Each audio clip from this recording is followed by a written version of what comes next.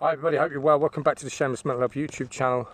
I want to apologise first of all, I've not been on here for a little while. And one of the things I want to say to you is that when I first set this channel up some 5 or 6 months ago, it was always with an honesty and a promise that, you know, I would remain honest and true about my own experiences with mental health. And what I've got to be able to do is not just highlight, you know, the positives, but also the negatives. And the honest truth is that I myself have struggled over the last few weeks, and I've managed to slip back in to, you know, a very dark place again. And you know, and I think it's important that I discuss that with you. I think, you know, what certainly I've found is that this journey that I thought I was doing so well on has been tougher than I thought it had. You know, it wasn't going as well as I thought it was going, and it might be possible that I myself sort of hidden away really from dealing with one or two issues that I probably should have dealt with a long time ago. And yeah, so what's happened is that, you know, all those dark feelings and thoughts that I had all the way back then, which saw me get sort of sectioned and under the care of the mental health team, has crept its way back again. Now my job and my duty is to try and just work backwards and see, you know, what those reasons are. And I think the clear conclusion of that is that I've not fully dealt with certain things that I thought I had. So, you know, for those of you that are on your own journey to well-being and you've slipped back into that dark place, just know this, that you're not on your own.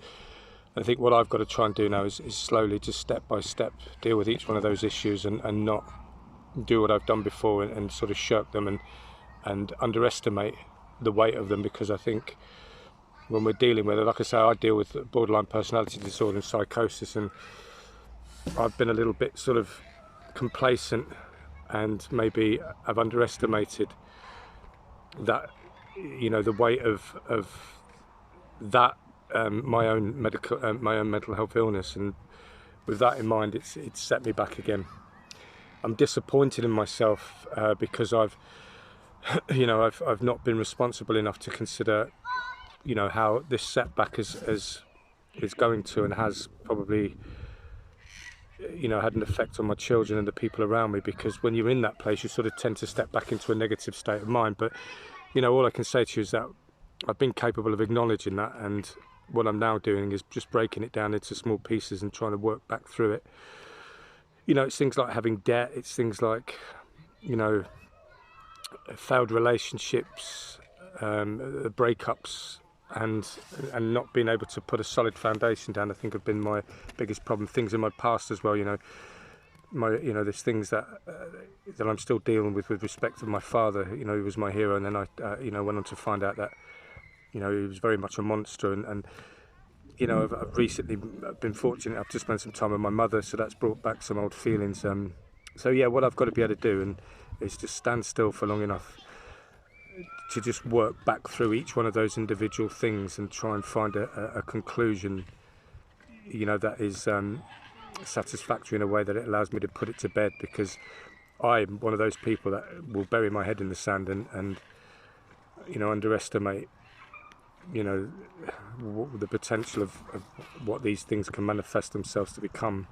And they really do that. You know, they don't go away. These problems don't go away. They have to be dealt with.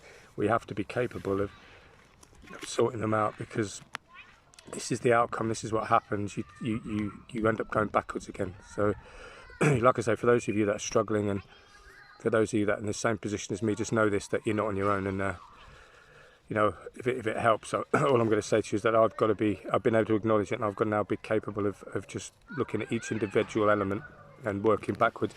I recently had this motorbike accident, which is, you know, meant I've had to have reconstructive surgery in my ankle. So I think that has had an incredible bearing on my progress and my positive state of mind, in that it's set me back.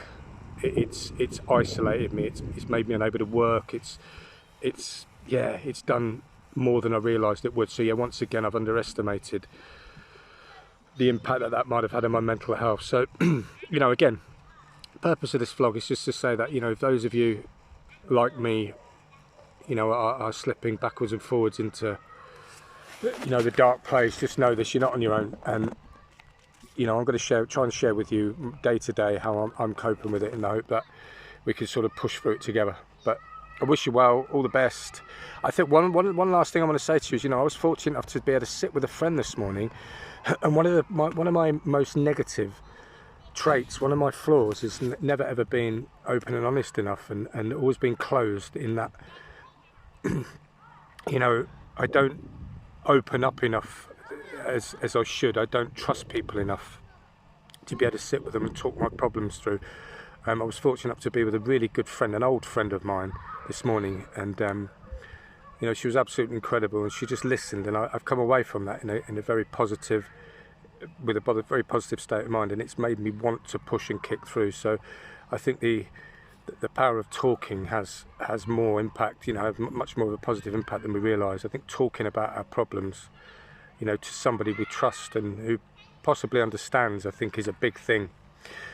So yeah, all the best. I wish you well.